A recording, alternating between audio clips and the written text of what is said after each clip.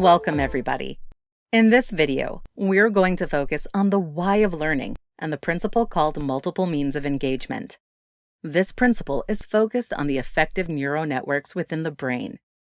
While all three principles are interconnected and there is no hierarchy in terms of importance to creating inclusive learning spaces, we begin with engagement because the affective or emotional state of being engaged and having motivation to learn is the ideal state to begin, to perceive and comprehend content, and to be able to act on and express what has been learned. The UDL framework sees supporting the affective brain networks as the gateway to learning.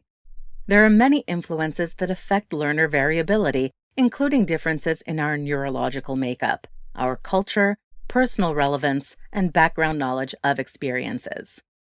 In addition, many learners have endured negative experiences with racism, homophobia, transphobia, or ableism, and carry that trauma, uncertainty, and fear into the learning environment.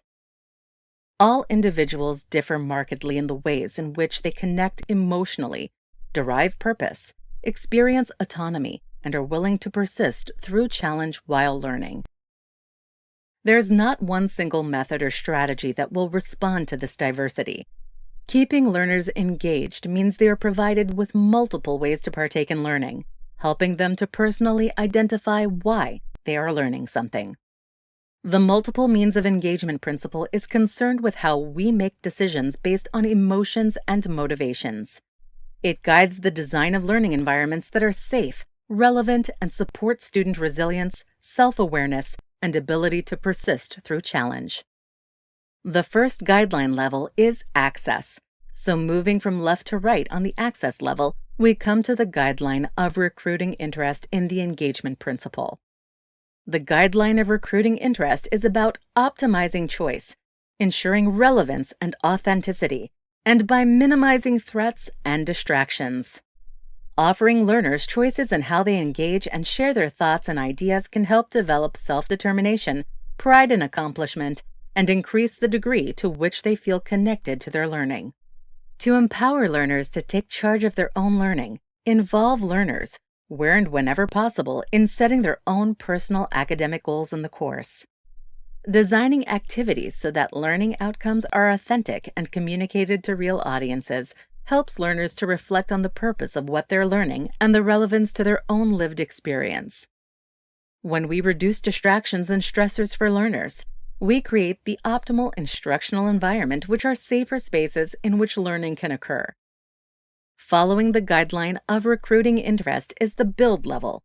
This guideline of sustaining effort and persistence is about supporting learners who differ in ability to tackle challenges with focus and determination. Many kinds of learning, particularly the learning of new skills and strategies, require sustained attention and effort. When motivated to do so, many learners can regulate their attention and affect to sustain the effort and concentration required for learning. However, learners differ considerably in their ability to self-regulate in this way. It is upon the educator to support learners to set a vision for their goals and connect to why it matters for them personally. Differentiate the degree of difficulty or complexity within which core activities can be completed. Foster a collaborative learning environment and help learners focus on the process of learning by coaching them to reflect on the trial and error of testing of strategies and tools. When we move along to the internalized level, we see the guideline of self-regulation, which is about fostering learners' ability to strategically modulate emotional reactions or states to be more effective at coping and engaging with the environment. Learners need to be able to set personal goals that can be realistically reached, as well as foster positive beliefs that their goals can be met. However, learners come into learning spaces with varying skills in managing frustration and stressors when they are in the process of meeting their goals. Educators can help learners understand how stress impacts learning, both positively and negatively, and can provide multiple options which can help them stay motivated through challenge.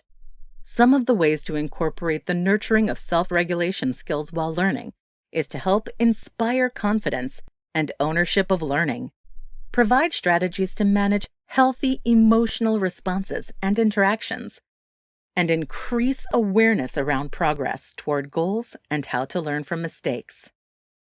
In this principle, the ultimate goal is of fostering expert learning. That is, multiple means of engagement focuses on the goal of becoming a purposeful and motivated learner. The guidelines provide the scaffolding of skills that assist learners to discover their personal strategies that connect them to their learning in meaningful ways so that they can optimize motivation, self-determination, and thus feel more engaged.